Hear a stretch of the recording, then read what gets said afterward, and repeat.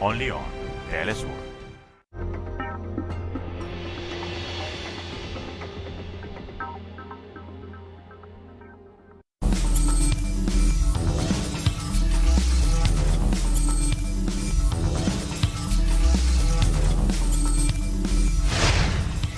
Dominica's PM slams OAS election interference and warns of coup attempt. Who will be president of Uruguay? Voting ends and ballot counting begins. And efforts are underway to rescue survivors of an airstrike in northwest Syria. Hello and welcome to Telesur. I'm Doris Polo in Quito, and this is From the South. Dominica's Prime Minister Roosevelt Scarrett has rejected external interference in his country's electoral process ahead of general elections on December 6th. This as he accused the opposition's United Workers' Party, led by Lennox Linton, of trying to execute a coup with the assistance of the Organization of American States. There are dangerous forces at work in this region, forces that want to change governments. And once they get the ideological puppets in place, they do not care what happens to the people in the country after. Linton is trying to provoke breakdown here so he can bring in these same foreigners to help him take over. He is appealing to the OAS for help. He wants to bring about a change of government without facing the polls. And that is a coup, ladies and gentlemen. In Uruguay, hundreds of citizens are heading to the polls as the second round of presidential elections kick off. Polls opened at 8 a.m. local time and will close at 7:30 p.m. More than 2,700,000 citizens are registered to vote. The victor will be the person who wins a simple majority.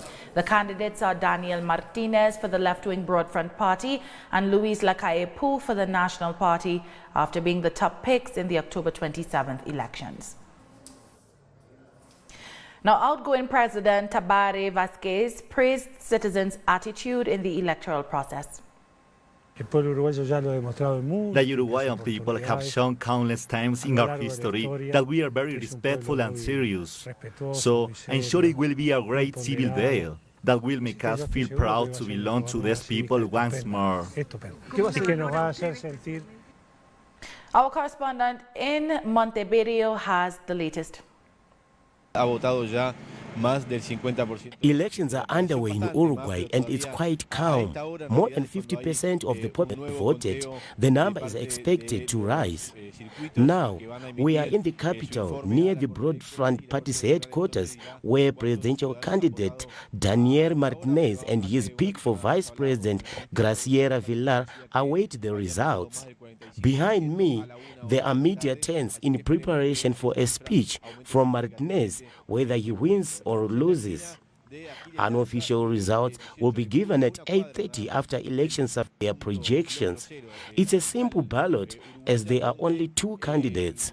The next president will rule from 2020 to 2025. This election will determine if the country will continue with a progressive model that is governed for the last 15 years and has been acclaimed by international bodies for its social and economic policies to end poverty and for equal rights, or by neoliberal model with right-wing policies that has support from a large section of the population, including the opposition. That's essentially what the second presidential candidate, Luis Lacalle Pou, is trying to do: gather a majority that could take out the left from governing the country. Official results are expected at 10 p.m. Bolivia's de facto government has enacted the exceptional and transitional regime law for the holding of general elections. On Sunday, the Bolivian Congress approved the law, which was signed by Senator and self-proclaimed President Janine Áñez.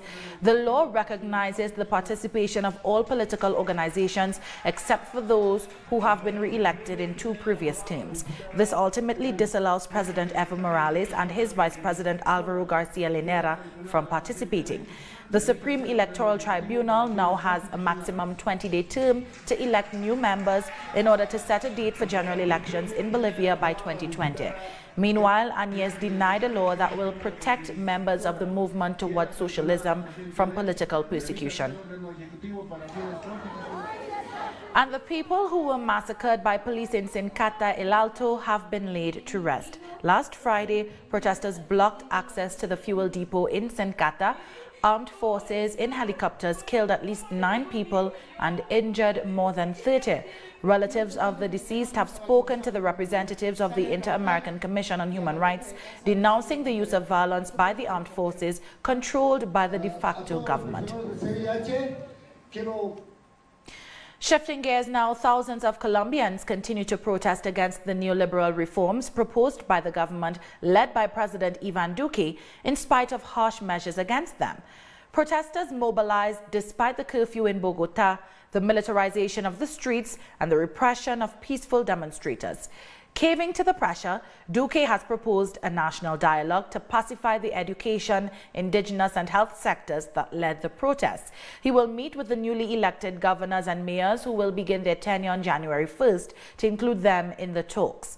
Since last Thursday, thousands of citizens took to the streets to reject the repressive tactics of the police special forces. Chile's President Sebastián Piñera has announced that he will bring a new bill to Congress that will grant impunity to security forces who are accused of killing and violently repressing demonstrators. He also says that there will be an additional 4,300 policemen on the streets in the next 60 days. This week, we are sending a bill to the Congress that will allow our armed forces, without the need for a state of emergency or restricting citizens' rights, to protect the critical infrastructure of our country, such as the water, electrical supply mechanisms, and much more. This is to guarantee that vital services function. The Latin American Conference Adelante takes place in the United Kingdom. The meeting aims to set new agendas and discuss common challenges faced by leaders across the region. Our correspondent in London, Pablo Navarrete, has the details.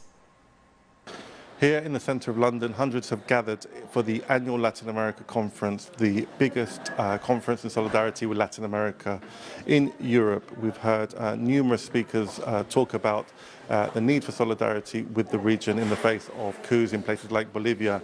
There have been workshops on the misrepresentation of the reality of Latin America today in the British media and in other English-speaking media. Earlier on, a message from Lula was read out to the conference where he gave his salutations to those here and also gave an update about what was taking place in Brazil and elsewhere in Latin America. There was also a video conference with Noam Chomsky, who offered his assessment of developments in countries like Chile. So there have been many workshops dealing with issues of labor rights in Colombia, the issue of the peace process, the coup in Bolivia, the need for solidarity with countries such as Venezuela, and hundreds of academics, journalists and social movement members have gathered here to express solidarity with Latin America. We'll take a short break now. Join us again in a minute.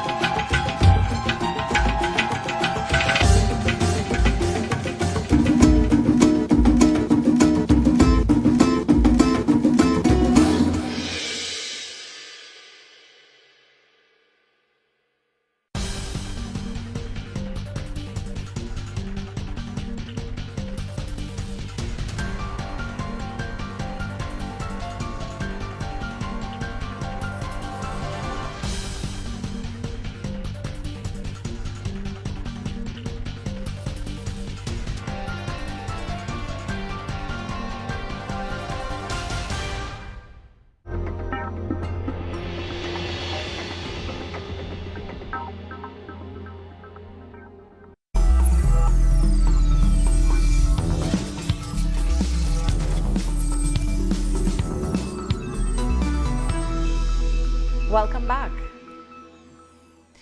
Thousands of Venezuelan students flooded the streets to mark University Students' Day on Thursday, as well as to highlight the achievements made by the Bolivarian Revolution in the last 20 years. Youth in support of the opposition also gathered for a march, but their numbers weren't nearly as significant. Students in support of the opposition mobilized. However, their gathering was small and not the magnitude their leaders had hoped for. They managed to fill a one-way street pledging to execute a coup d'etat like the one that was successfully carried out in Bolivia. Today, expectations were fulfilled. The square is not full of people, but full of will. On the other side, there is a mass demonstration by revolutionary young people.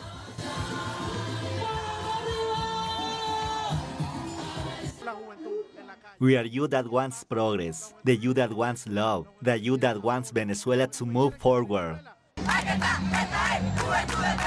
November 21st is marked to celebrate University Students' Day, but supporters of the government and the opposition disagree on how.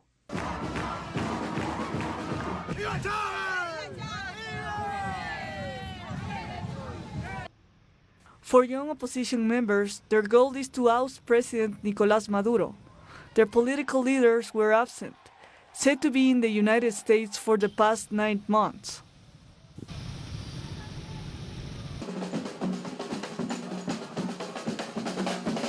The Chavista March was filled with color and the warmth of the people. The revolutionary youth want to defend Venezuela's peace and sovereignty.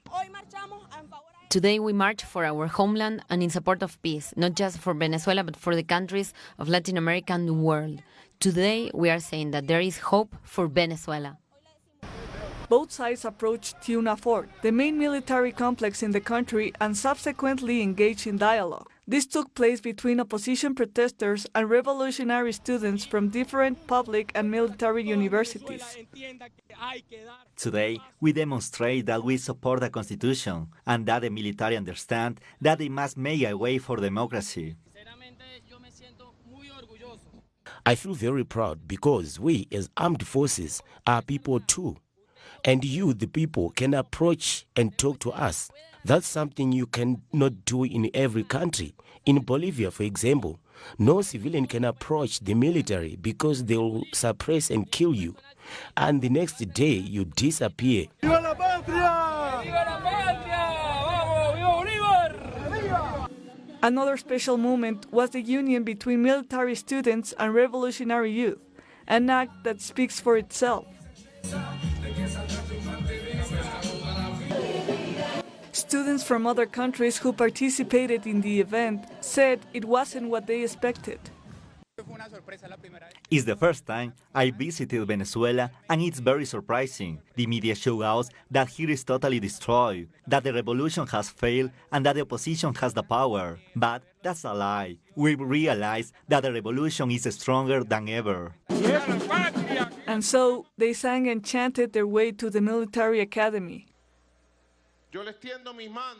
I extend my hands to the students who support the opposition. Today they participated in a demonstration that was guarded by the Bolivarian National Police Service, and it was all in peace, as it should always be. And I want to send them a message. They left today chanting, "With autonomy to overthrow the tyranny."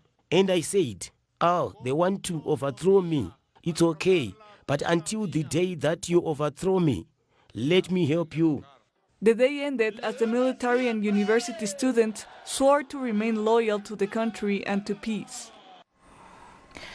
At least 27 people have died when a small plane crashed in the Eastern Democratic Republic of Congo. The craft went down in the densely populated neighborhood Goma shortly after takeoff. It is not yet clear what caused the accident. Authorities say they do not expect any survivors.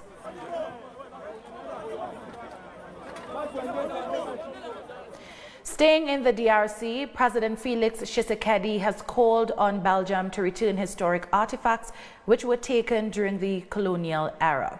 Tshisekedi was speaking at the official inauguration of the DRC's National Museum in the capital, Kinshasa. More than 12,000 pieces will be displayed, tracing the history of the Congolese people. But the largest collection remains at the Royal Museum for Central Africa in Tervuren, Belgium. It is one thing to demand the Congolese artifacts in Belgium, and another is to conserve them as well. So the idea is there, but it needs to be done progressively. Obviously, it is the Congolese heritage, so one day it will have to come back, but we must do it in an organized manner. We need to recognize that Belgians helped us to conserve it. So we can't just take it all back in one go. We need to be organized.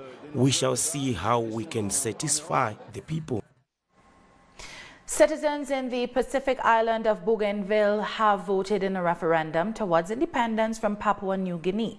More than 207,000 citizens are registered to vote in the election that will determine if the nation will have full independence or greater autonomy. Results are expected to be released on December 15th. The Bougainville quest for independence has been ongoing since 1997. A peace agreement was completed in 2001, which led to the referendum, ending a decade-long war between Bougainville rebels, PNG security forces, and foreign mercenaries, which saw 20,000 killed.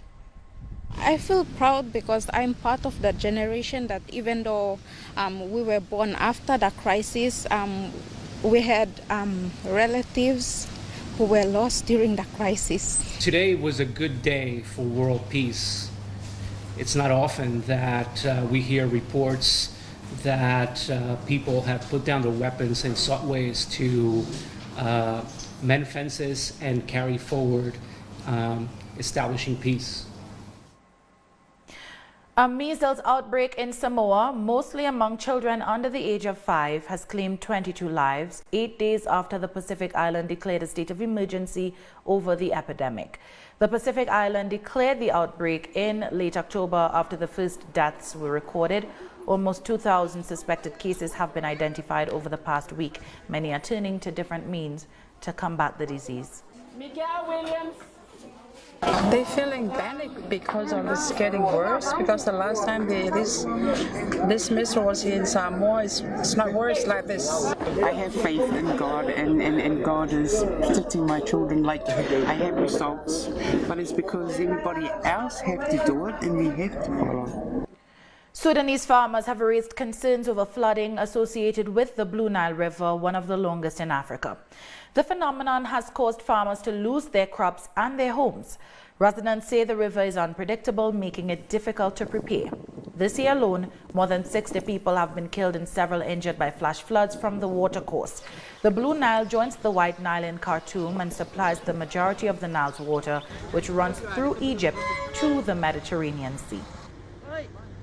The Blue Nile is very unpredictable. One night it will be there and the next day it will have moved to somewhere else. It rises so fast, so sometimes it floods this plantation before we have time to cut it. We'll take one last break. Stay with us.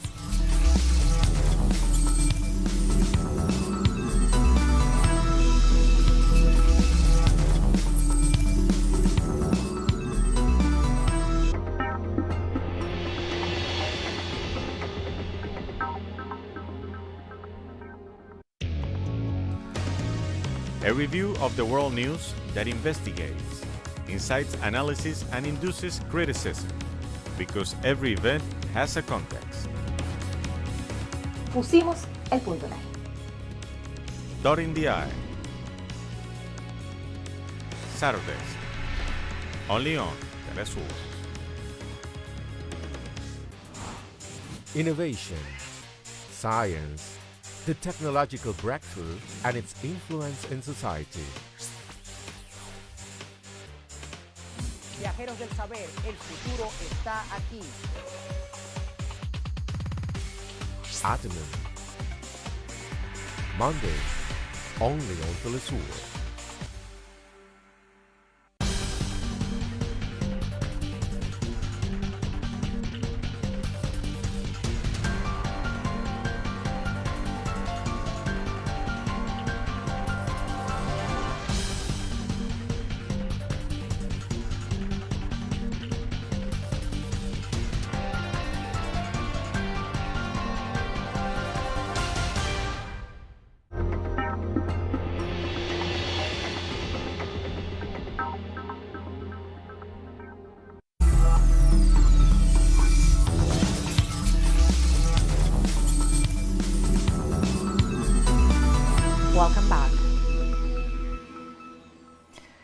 The Sidama ethnic group, which represents 4% of Ethiopia's 105 million population, has voted overwhelmingly to form their own self-governing region. According to the country's electoral board, provisional results show that 98.5% of voters backed the change in Wednesday's ballot, with the turnout reaching 99.7%. This will make Hawassa City Ethiopia's 10th self-governing region. Residents will now control taxes, education, security, and certain legislation. The election has ended peacefully, and that is a good thing. Every ethnicity that lives in the Sidama zone and Hawassa City should coexist peacefully and with respect for each other. The Neve has declared the results of the referendum across polling stations in Sidama zone. The election outcome indications show the long-standing Sidama struggle has been successfully achieved. Vote counting has started in Guinea-Bissau after presidential elections this Sunday. Police have been deployed to ensure safety and security during the entire process. The election is expected to bring stability to the West African country after years of political turmoil. Guinea-Bissau has suffered 9 coups or attempted coups since independence from Portugal in 1974. Now, Namibia is also set to hold presidential and parliamentary elections next week. Hey Gengob is seeking a second and final term in office under his Southwest Africa People's Organization party. Gengob is challenged by 8 other candidates, including Esther Mwinjangwe of the National Unity Democratic Organization. She is the first woman to run for the post in the nation's history. This is the country's 6th election since attaining independence in 1990.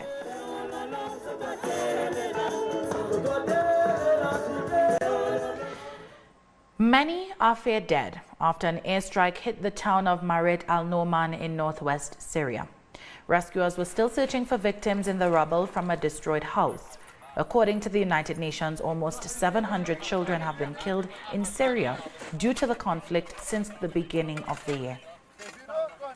Airplanes targeted civilians' houses here. We, the Syrian Civil Defense, arrived and we found a young man under rubble and victims in the fields. Civilians aided the wounded before we arrived. We picked up a wounded man from the rubble. There are huge destructions and civil houses were targeted. The Iranian government has vowed to punish protesters it labeled as mercenaries who were arrested over the recent demonstrations sparked by a fuel price hike. Speaking during a media conference in Tehran, the Revolutionary Guard's Deputy Commander Rear Admiral Ali Fadavi said investigations revealed that countries including Israel, the United States and Saudi Arabia were behind the unrest. More than 1,000 people have been detained for their involvement. We have arrested all stooges and mercenaries who had explicitly made confessions that they had been mercenaries of America, of the People's Mujahideen of Iran and others. We have arrested all of them, and God willing, the judiciary will give them maximum punishment. Lebanon has commemorated Independence Day amid anti-government protests. Citizens celebrated 76 years of self-rule, with protesters joining festivities nationwide. Muslims and Christians from across the political spectrum joined hands to march against corruption by government officials.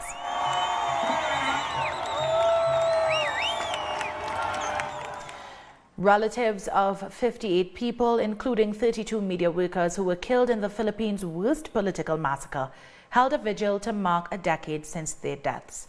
The tearful family members expressed anger and demanded justice for their loved ones who were murdered and dumped in roadside pits in 2009. It is believed that the hits were organized by Ampatuan family dynasty leaders who ruled the southern province in a bid to quash an election challenge from a local rival.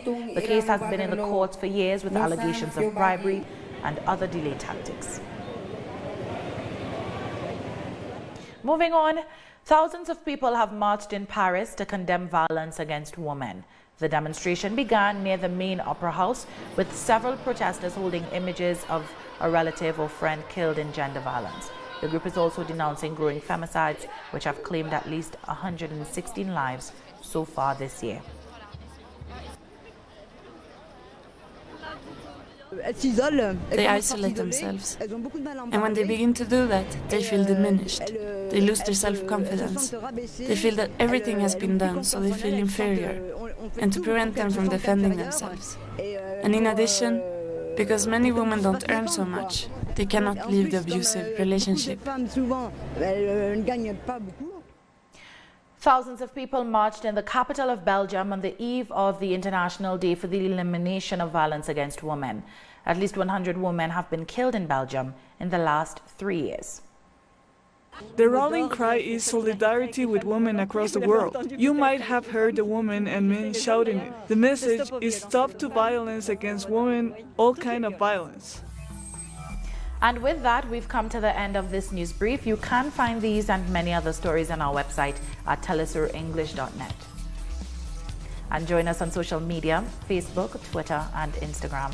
For Telesur English, I'm Doris Polo. Thank you so much for watching.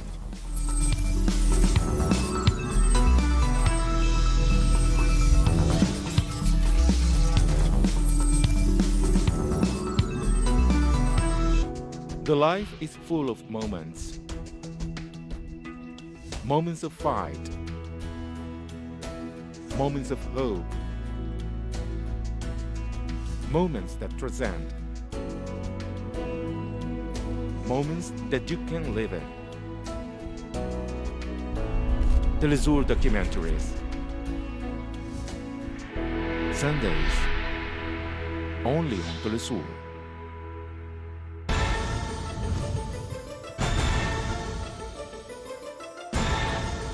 Who's moving the chessmen? What interests and motivate the actors behind each event? The board is deployed there. Critical Move investigates every event from Monday to Friday. Only on Telesur.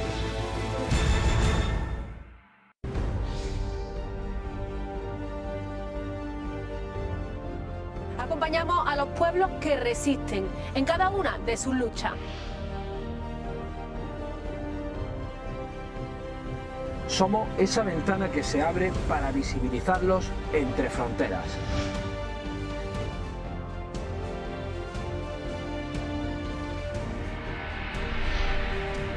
Thursday, only on Telesur. 为了保持身体健康，我冥想。 Para mantenerme saludable, yo corro. To keep myself healthy, I study. Για να διατηρηθώ υγιής, τρέφομαι σωστά. Para mantenerme saludable, yo bailo. Para mantenerme saludable, yo purifico mi espíritu a través del cuerpo. ¿Y tú? Get your body. Tuesdays, only on Telesur. From here to beyond the south. From here to the Caribbean or further north. Where can I see news connecting the whole south? From Washington. From Mexico. From Caracas. From Quito. From Havana. You can always see the news from a new vision, connecting the global south. Only on Telesur.